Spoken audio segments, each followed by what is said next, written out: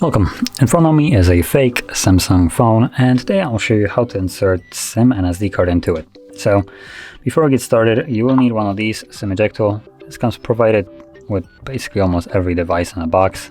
But if for some reason you don't have it, you can always use a paper clip, straighten one on the ends, and it should work just as well. So from there, the tray for this phone is located on the top of it. As you can see right here, where the pin is holding right now.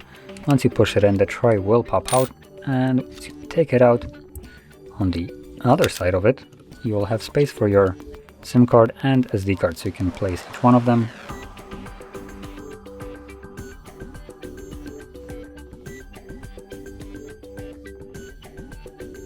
There we go.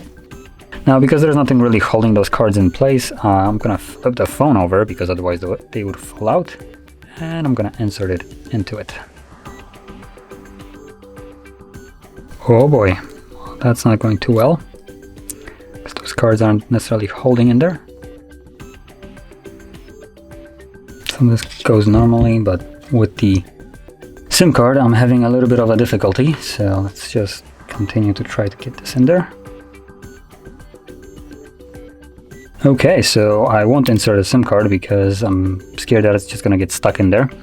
So all I will put in is the SD card. Now obviously the process is basically the same.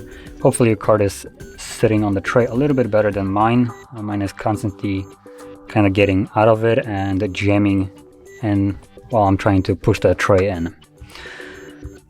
We should have a pop-up, there we go, for the SD card, because that is how you insert both of them, assuming they're not jamming.